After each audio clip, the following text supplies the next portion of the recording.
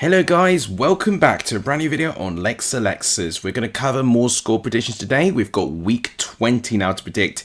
With these midweek predictions, it's always quite crazy to get that schedule sorted. It's always been a bit crazy with the weather currently as well. Storm Dara meant that two championship matches this weekend were called off with Cardiff and Watford and Plymouth and Oxford not taking place. I've got to keep everything crossed that we have all 12 of the next championship games intact by the time they come around.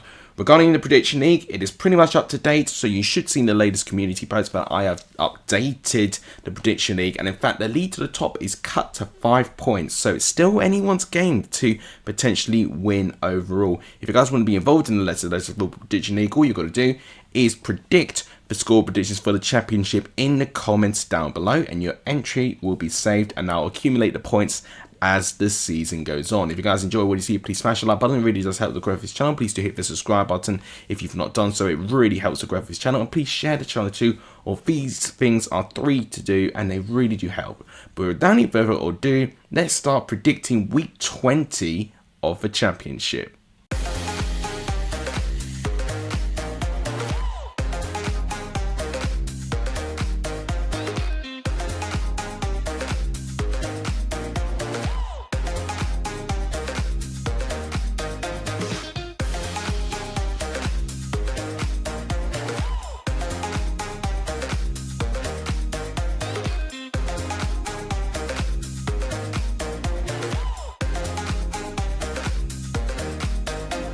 We start things off with Burnley going up against Derby, and if Derby are going to put in a similar performance as they did against Leeds, then I do feel an inevitable result is going to go against them there. They accumulated only 0.8 of an XG, in fact 0.08, I'll correct myself, 0.08 of an XG across the whole game against Leeds. They were certainly defensive in their ways and were for the most part, but ultimately they still conceded 2 goals and lost by 2 goals to 0 in the end and couldn't create anywhere near enough to put Leeds through the danger.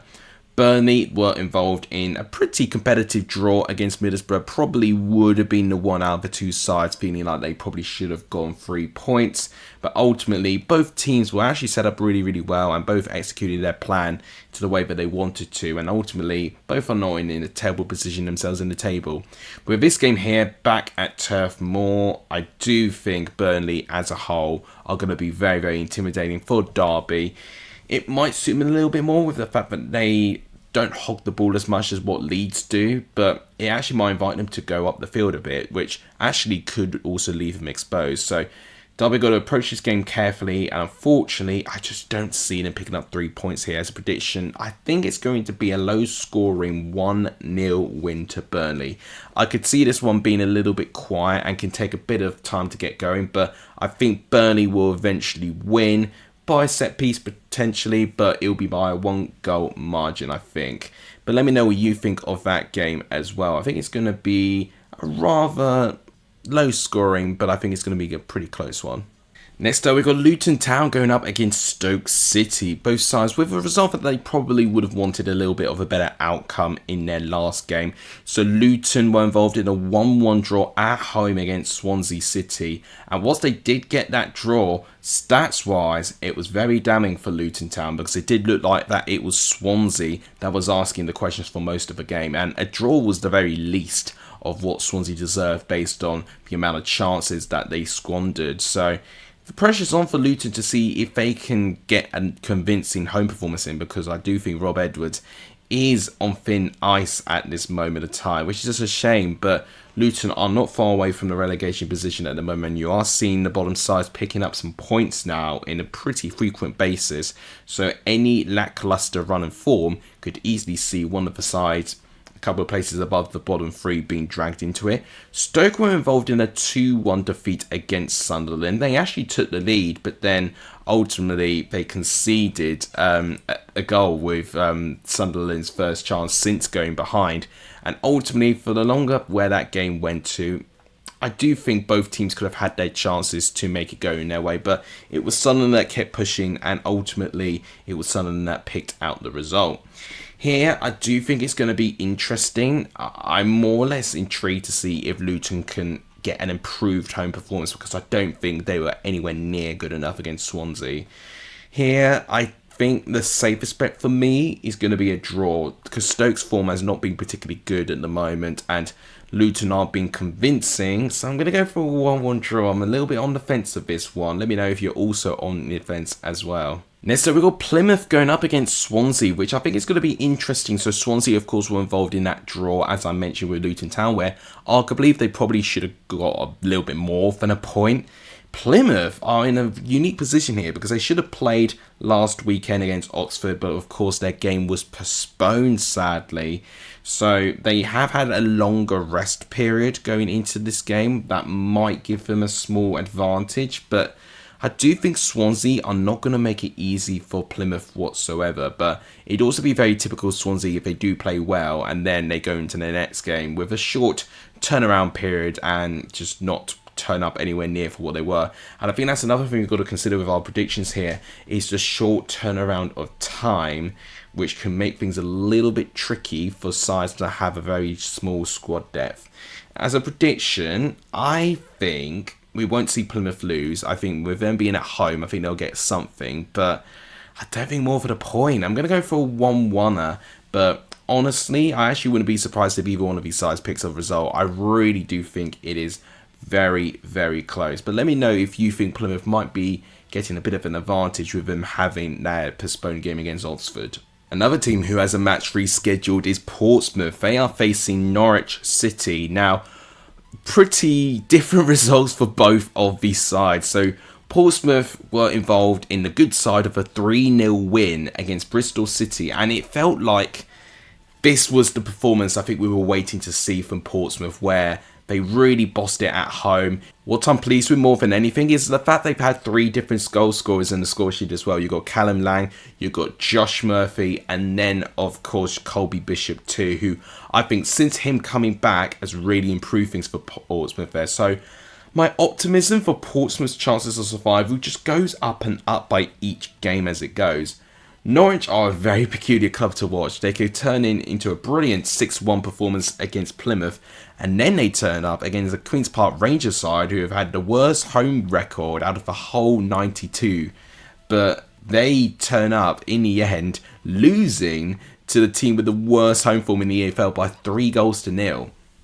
Make that make sense. But honestly, it was an impressive performance. And honestly, I didn't mention this with Southampton, but Watson, only 17 years of age.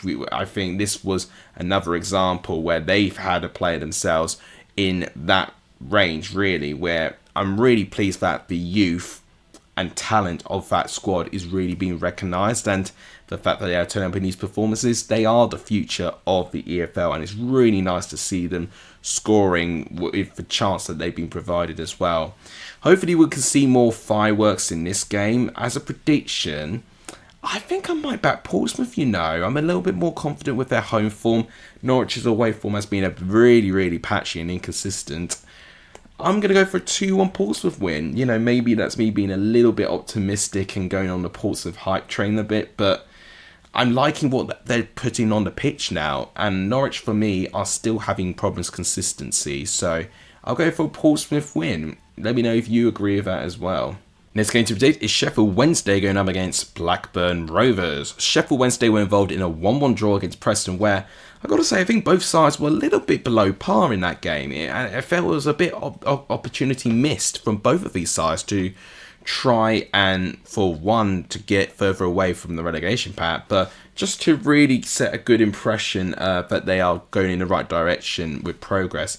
It was, I believe, Preston actually that took the lead with Maurice Jacobson, but Michael Smith equalising late on in the second half was crucial. And in fact, Sheffield Wednesday did miss a penalty as well. So fair play to Sheffield Wednesday by getting the response and not feeling sorry for themselves and managing to get a result in the end. But I think, again, I don't think it was particularly good enough on both sides. I expected a little bit more. Blackburn were involved in a 1-0 away victory against Hull City, where They were managerless for a brief moment of time, but Ruben Selles has joined from League One back to the Championship, where he is now in charge of Hull City. So it'll be interesting to see how Reading cope without him, because he's worked wonders at a financially broken club in League One. I'm always really impressed with Blackburn, with how they do rally around and how they do get their results. Prediction, this is a toughie here, because honestly, I do expect Sheffield Wednesday to be really competitive at home, but Blackburn have been able to find these results just out of nowhere, and I think we might see another one of those. I'm going to go for a 2-1 away victory to Blackburn Rovers. Yeah, I'm going to go for an away win. Maybe not the popular opinion in this fixture, but I think it's one of those things we can't underestimate Blackburn. But ultimately, a win for Sheffield Wednesday or a draw wouldn't surprise me either. I think this game's certainly the most open out of all the ones that I predicted so far. Let me know if you agree with that as well. Next up is Sunderland and Bristol City, and both sides, as I repeated with Portsmouth and Norwich, couldn't have had different results if they wanted to last weekend. So Sunderland, of course, were involved in that 2-1 win over Stoke. I briefly mentioned about Watson. I mean, unbelievable for the fact that he scored 2 goals. He was the difference maker in that Sunderland side. It makes me really sad that he was born in 2006. But regardless, he is a brilliant talent, and that has been proved in this game here, and hopefully we see a little bit more from him. Sunderland squad as a whole is one of the youngest in the Championship, and I'm really pleased that they're reaping the benefits of it. Bristol City uncharacteristically had a very poor performance against Portsmouth actually, so I will be interested to see if they respond, but here I think this is going to be a tough one. Sunderland were winless for quite a bit, but they did manage to get back into winning ways, of course, finding some grit about it as well, because they did fall behind in that game too. So I do think it's a good chance for Sunderland to get some form now and to really get some momentum here. As a prediction, I'm going to go for a 2-1 victory to Sunderland. That is my initial gut instinct with this one, but honestly, I wouldn't be surprised if I'm wrong with that too. This is certainly the most eye-catching fixture of the midweeks. We've got Leeds versus Middlesbrough. Now, Middlesbrough got a draw against Burnley, which actually gave Leeds a favour to get them back into the top 2 of the Championship. But now we can see if Middlesbrough can repay the debt that they due to Burnley and getting a good result here. Now, I do think their result against Burnley was certainly one where they were very tactical in the way that they didn't actually hold the ball too much, but they were certainly very dangerous when they went forward and attacked that Burnley back line. Leeds were very comfortable. They probably didn't even need to go out of third gear to beat Derby, unfortunately. I'm sounding really dismissive of Derby, but they really offered no attacking threat, unfortunately. So it just made the whole thing a lot easier for Leeds. And the frustrating part for them was to wait as long as they did when they eventually got that big chance and scored. Here, I think this one's going to be a lot more open. I won't be surprised, actually, if we see goals from both sides here. I can't back either one of them. I'm too scared to. I'm going to go for a draw. And you know what? I'm going to go for a 2-2 draw here. I see many goals. I can see potentially Middlesbrough actually taking the lead in both occasions. And it's going to have to be down to Leeds' grit to see if they can equalise in the same way that Burnley did in their last game. So I'll go for a 2-2 draw. Please let me know if you're also thinking of a high-scoring game as well. Next up is Cardiff and Preston. Now, this is a huge game. Preston arguably had also a big game against Sheffield Wednesday, where, to be fair, getting a point and preventing Sheffield Wednesday extending the lead of them, I think, is a good result. Cardiff, of course, did not play. They were supposed to be playing against Watford, but then the Storm Dara prevented the game to go ahead, unfortunately. So, is it going to be the same sort of question that I can put to Plymouth? Will they be more fresh going into this game due to the fact that they had that break? I do still think the disruption of the games going off could affect the team ever so slightly. So I don't think it's a too big of an advantage if Cardiff have gained one from not playing. Prediction here, this is a tough one again. I could see both sides scoring probably. I'm going to go for a draw, I think. I'll go for a 1-1. I'm not sounding very confident with my predictions today, but it's ultimately, these sides are so close. If you see the table, you can see how little is separated by each side, and circumstances really will determine the outcome of the game. A red card, someone getting injured, and just a penalty being conceded. You know, all these very minor things that we can't really necessarily pinpoint make a huge difference here. So it's really, really hard. But I'm going to say, it's my gut instinct, I'm going to say that this is going to end as a draw. Next up is Hull and Watford. So very intriguing game for many reasons. So for Hull City's perspective, they are now officially bottom of the Championship for the first time this season. Last time they were bottom of the Championship, they were relegated down to League One all the way back in 2020. They will not want to be back into League One again. Now, I do think this is going to be interesting because this is going to be the first game with Ruben Sellers in the dugout. He only watched from the stands when Hull lost to Blackburn last time around. So I'm going to be interested to see if his short-term impact has made a big difference to that Hull City side. Watford was supposed to play Cardiff and they didn't play. So it's going to be an interesting one. Again, it's something to consider with the predictions, whether Watford may be a little bit more energised and a bit more refreshed if Hull don't rotate their squad that lost against Blackburn. Here, I don't see many goals. I've got to be honest here. I think it's going to be... I'm going to go for a narrow 1-0 win to Watford still. I think Watford have been doing really, really well this season, and ultimately I think with how well they've been doing it on a consistent basis, I think that will be the difference here. And with Hull with Ruben Sellers, I've not really got too much to gauge in the moment. You know, if they do win with their first game with Sellers, then maybe I might need to ride the Hull City hype train. But right now, there is no train at the moment, and I'm going to go for a Watford win. Next, so we've got Millwall going up against Sheffield United. So differing results for both. So Millwall were involved in a home defeat, which is quite rare for them these days, against Coventry, where Coventry have actually picked up their first away win of the season with Frank Lampard in charge. So I'm pleased for Frank that he managed to get that result there. Certainly a result that he would have struggled to get a result against these types of teams in the past. But what I will say, the conditions were very, very bad in Millwall, especially when you saw the viral video of Coventry trying to take a corner kick and the wind really not being supporting at all. So I think with most of the games, if not all, they would have been really affected by the conditions of Storm Dara. So I do think, putting that in mind, in whether it will die down a little bit going into Tuesday and Wednesday, that's something to consider too, which team could cope better with that. With Sheffield United, they actually drew against West Brom, where they did actually fall behind, but within 2 goals in 2 minutes took the lead. I was thinking, oh my word, the Sheffield United side are looking unstoppable here. But went to half-time, and in the second half, Sheffield United did not go round to get that third goal. It was West Brom that really tried to get the next goal, and they did. So I was pleased for West Brom that they got that result, because I do think they've been waiting for a result like that. But I do think it was a bit of a strange one for Sheffield United to throw away. Here, I do think this is a very tough game. We've already seen Millwall already beat Leeds at the Den this season, so I really do think Millwall have got a good record. They beat Burnley as well, you know, we must not forget that. So definitely tough place to go. They could easily beat Sheffield United, I think, but I'm going to go for a draw, 1-1 draw. I'm not quite brave enough for Millwall to outright beat Sheffield United, but I do see Mill gaining away for getting 3 points to Sheffield United, so I'll go for a draw. Let me know what you think as well in the comments. Next game is QPR and Oxford.